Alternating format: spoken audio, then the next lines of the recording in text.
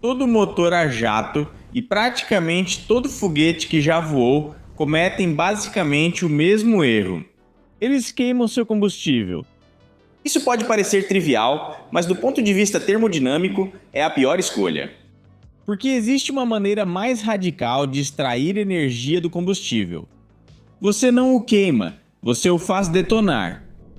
Uma explosão controlada com uma onda de choque supersônica, e isso milhares de vezes por segundo, bem no meio do motor.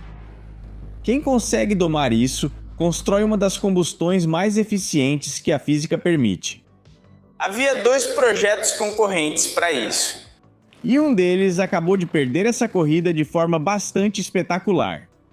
Mas toda essa ideia tem um ancestral notório, que quase todo mundo conhece e quase todo mundo entende errado. A V1 alemã. Meu nome é Sirwan e este é Mars Chronicle. Vamos começar com o termo que explica tudo. Motores normais usam deflagração. Isso é uma combustão súbita, uma queima rápida, mas tranquila, em velocidade subsônica, onde a pressão permanece mais ou menos constante. Uma detonação, por outro lado, é justamente o oposto, e de forma brutal. Aqui, uma onda de choque supersônica atravessa a mistura a mais de 2 km por segundo e a inflama instantaneamente. O mais importante nisso não é o drama, mas sim a física por trás disso. Uma detonação comprime a própria mistura e, com isso, gera um aumento de pressão, ao invés de perder pressão como uma câmara de combustão normal. Esse ganho de pressão é basicamente energia gratuita que um motor comum simplesmente desperdiça.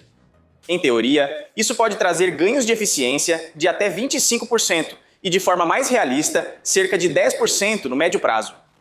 É exatamente por isso que a pesquisa de propulsão persegue esse princípio há décadas. Mesmo o motor de foguete mais moderno que voa atualmente, o Raptor da SpaceX, ainda queima seu combustível de forma totalmente convencional. A detonação ainda é um território desconhecido. E com isso chegamos ao nosso notório ancestral, avião. Quase todo mundo acha que a bomba voadora, que aterrorizou Londres em 1944, foi um projeto inicial de detonação. Isso está errado. E essa diferença é exatamente o ponto principal deste vídeo. A avião era movida por um pulsor-jato, o Argus AZ014. É um tubo surpreendentemente simples, com uma fileira de válvulas na frente. A mistura entra, acende, as válvulas se fecham com força, os gases quentes só podem sair para trás e empurram. Isso acontecia cerca de 45 vezes por segundo. E esse zumbido que a arma fazia lhe rendeu um apelido: Bomba Zumbidora ou Mike McCaffrey. Agora vem a sacada. Esse motor a jato pulsante foi, de fato, o primeiro motor produzido em grande escala que funcionava com aumento de pressão. Ou seja, o verdadeiro antecessor de toda essa ideia. Mas, e essa é a linha tênue e decisiva, ele apenas deflagrou, não detonou. Foi uma deflagração ritmada, não uma detonação. Claro, ela detonava no alvo, mas isso não a torna um motor de detonação. Era barata, barulhenta, ineficiente, com um alcance ridículo de poucas centenas de quilômetros. Um motor a jato pulsante não é um motor de detonação pulsada. Quem confunde isso está errando feio em termos de eficiência. E assim chegamos ao primeiro dos dois candidatos sérios: o motor de detonação pulsada, ou PDE, de Pulse Detonation Engine. A ideia é a primeira tentativa real de aproveitar uma detonação de verdade. Você enche um tubo com combustível e ar, provoca uma detonação, expulsa ela para trás, limpa o tubo, enche de novo e repete isso várias vezes por segundo. O grande problema está em provocar a detonação. Uma detonação não começa apenas com uma faísca, pois exigiria muita energia, por isso utiliza-se a transição de deflagração para detonação. No jargão técnico, DDT, ou seja, transição de deflagração para detonação. Então inicia-se uma combustão normal e a deixa acelerar tanto dentro do tubo até que ela se transforme em uma detonação. Em 31 de janeiro de 2008, um avião leve modificado decolou no aeródromo de Mojave. Uma longa EZ chamada Borealis, construída pelo Laboratório de Pesquisas da Força Aérea dos Estados Unidos, o AFRL, em parceria com uma empresa parceira.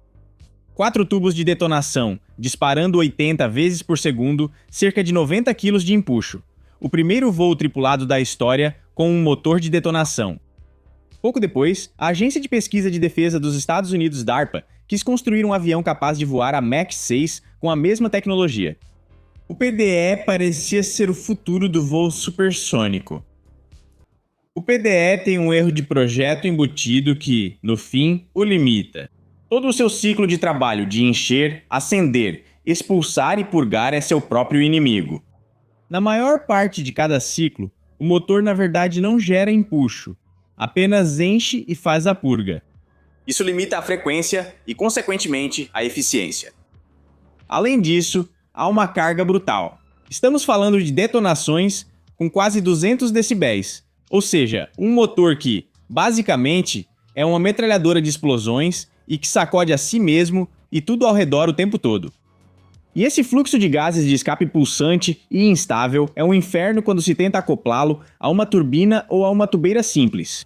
Imagine como se fosse uma maratona em que você corre dando sprints, para dar outro sprint, para de novo. O PDE nunca foi simplesmente uma ideia boba. Mas trabalhar em staccato é simplesmente uma maneira miserável de operar um motor. É exatamente aqui que entra em cena o adversário que venceu a batalha.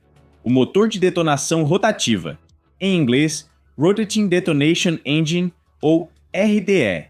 Confira o vídeo abaixo, onde explicamos todos os detalhes. Assistam depois deste vídeo, mas o seguinte é importante saber agora.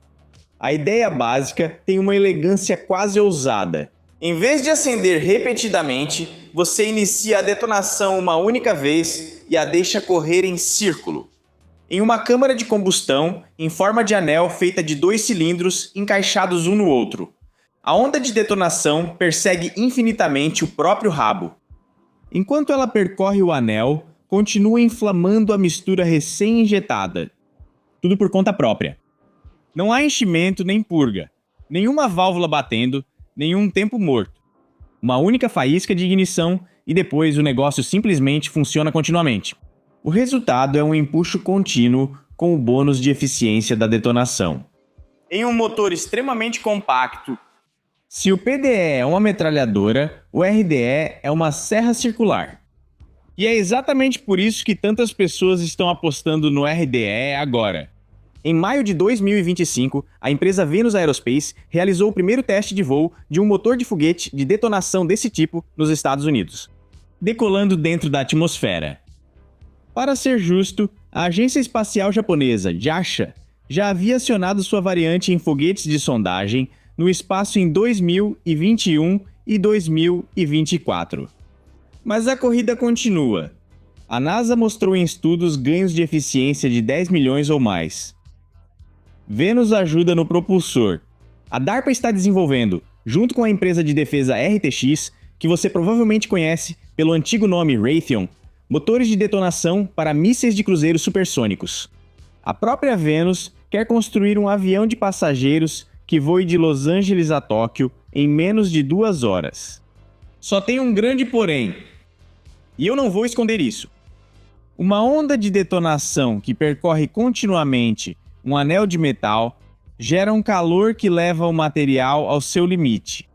Manter o RDE funcionando por um longo tempo, sem que ele superaqueça, é o verdadeiro problema ainda não resolvido. Vamos à minha avaliação honesta e deixo claro aqui que isso é uma opinião. O PDE não perdeu porque a detonação de repente ficou mais fácil. Ele perdeu porque na tecnologia de propulsão, o funcionamento contínuo quase sempre é melhor do que o pulsado. O PDE foi o Beta-Betamax dos motores de detonação, a ideia certa no formato errado. E o RDE ainda está longe de vencer a guerra. Ele está apenas ganhando claramente a aposta contra o PDE enquanto o problema do calor não for resolvido. O que resta é uma bela reviravolta da história da tecnologia. Toda a linhagem começa com um zumbido barato e assustador sobre Londres. Passa por um avião experimental de Mojave e termina com uma onda que corre em círculos. 80 anos depois, a explosão finalmente aprende boas maneiras. Meu nome é Sirwan e este foi Mars Chronicle. Obrigado por assistir. Per aspera ad astra.